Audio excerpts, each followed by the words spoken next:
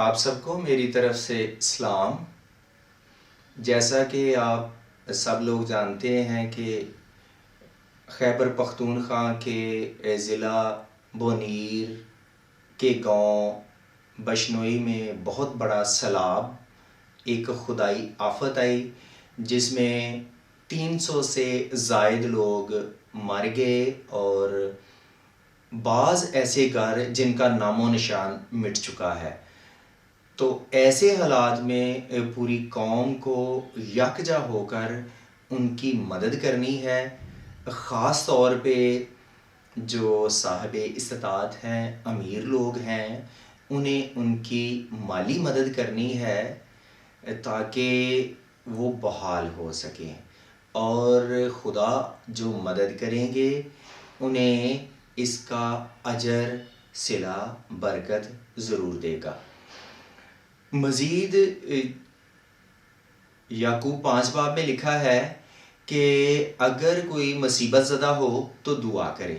جو مصیبت میں ہوتا ہے وہ تو دعا ضرور کرتا ہے، لیکن جو مدد نہیں کر سکتے ہمیں ان کے لیے مدد کرنی ہے، ہمیں ان کے لیے دعا کرنی ہے۔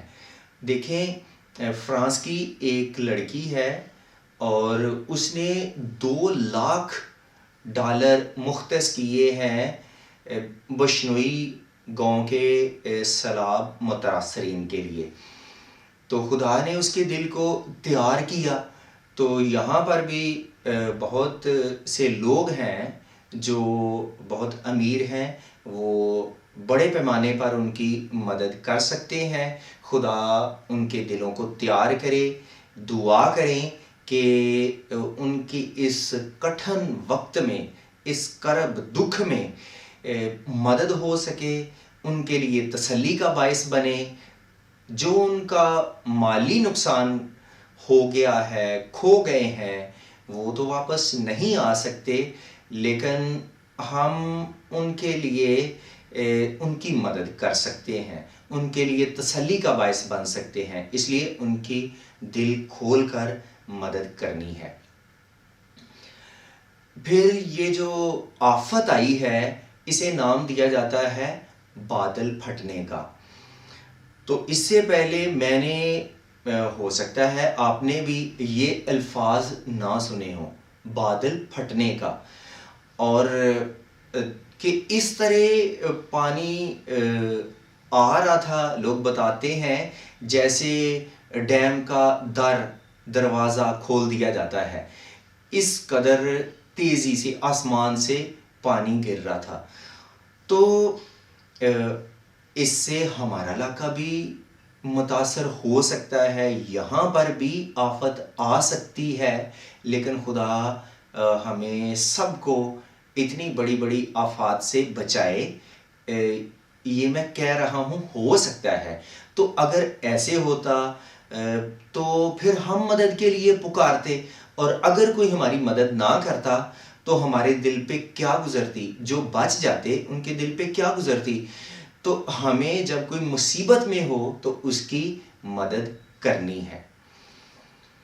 پھر یہ بھی سمجھنا ہے کہ جیسے وہاں پر اچانک اتنی بڑی آفت آئی اور بونیر کا جو گاؤں بشنوئی ہے اسے تہس نہس کر دیا، بہت سے لوگ مر گئے، اس دنیا سے چلے گئے، تو اچانک کسی جگہ پر بھی کوئی حادثہ، کوئی آفت آ سکتی ہے۔ ہمیں اپنے آپ کو اس کے لیے تیار کرنا ہے، اس بات کو سمجھنا ہے کہ یہ دنیا امتحان ہے، یہ عارضی دنیا ہے، اور خدا نے ہم سب کو کسی خاص مقصد کے لیے اس دنیا میں بھیجا ہے۔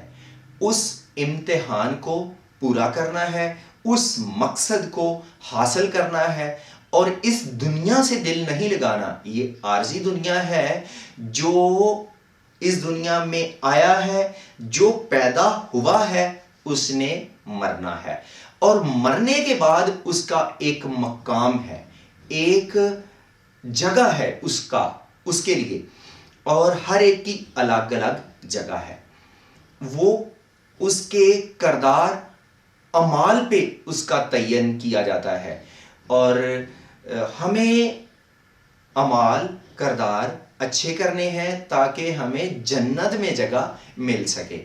لیکن یہاں پر یہ بھی کہ جن تک انجیل کی منادی ہو چکی ہے، انہوں نے انجیل کو سنا ہے، یسوع کو سن رکھا ہے، تو ان پہ یہ لاگو ہوتا ہے کہ وہ یسوع کو قبول کریں۔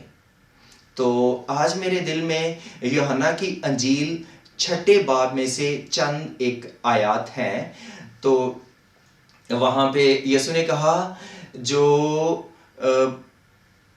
میرا گوشت کھاتا ہمیشہ کی زندگی اس کی ہے، جو میرا بدن کھاتا ہمیشہ کی زندگی اس کی ہے، اور جو مجھ پر ایمان لاتا ہے وہ پیاسا نہ ہوگا۔ تو جو میرا گوشت کھاتا اور میرا خون پیتا ہے ہمیشہ کی زندگی اس کی ہے، اور میں اسے آخری دن پھر زندہ کروں گا۔ یہاں پر یسوع نے کہا جو یہ روٹی کھائے گا وہ اب تک بھوکا نہ ہوگا۔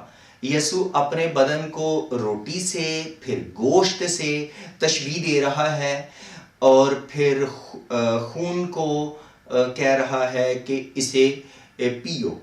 تو یہ تمثیلی طور پر ہی ہے، کسی نے یسوع کے بدن اور خون کو نہیں پیا، لیکن یسوع پر ایمان لانا اس بات کے مترادف ہے کہ ہم یسوع کو کھاتے ہیں، اسے پیتے ہیں۔ جب لوگوں نے، آگے لکھا ہے، یسوع کفرنہوم کے ایک عبادت خانے میں پیغام دے رہا تھا، جب لوگوں نے یہ تعلیم سنی تو انہوں نے کہا یہ تو ناگوار ہے، اسے کون سن سکتا ہے؟ یہ تو سخت تعلیم ہے، اسے کون سن سکتا ہے؟ یعنی اسے کون برداشت کر سکتا ہے؟ کہ کوئی نہیں۔ پھر آگے لکھا ہے کہ اس کے بتیرے شاگرد اسے چھوڑ کر چلے گئے۔ یسوع کو کئی شاگردوں نے چھوڑ دیا۔ پھر جو 12 شاگرد تھے، یسوع نے ان سے بھی سوال کیا کہ کیا تم بھی چلے جانا چاہتے ہو؟ یسوع نے انہیں مخاطب کر کے کہا، تو پطرس نے جواب دیا، پطرس رسول نے کہا کہ آئے خداوند، ہم کس کے پاس جائیں؟ کیونکہ ہمیشہ کی زندگی کی باتیں تو تیرے ہی پاس ہیں۔ یہ بڑے گہرے الفاظ ہیں، آئے خداوند ہم کس کے پاس جائیں؟ کیونکہ ہمیشہ کی زندگی کی باتیں تو تیرے ہی پاس ہیں۔ تو ہمیشہ کی زندگی کسی کے پاس نہیں، کوئی اور ذریعہ وسیلہ نہیں ہے۔ اعمال غالباً 12 یا 4 باب میں ہے کہ آسمان کے تلے زمین پر آدمیوں کو کوئی دوسرا نام نہیں بخشا گیا جس کے وسیلے سے ہم نجات پا سکیں۔ تو نجات، ہمیشہ کی زندگی، وہ یسوع کے پاس ہے۔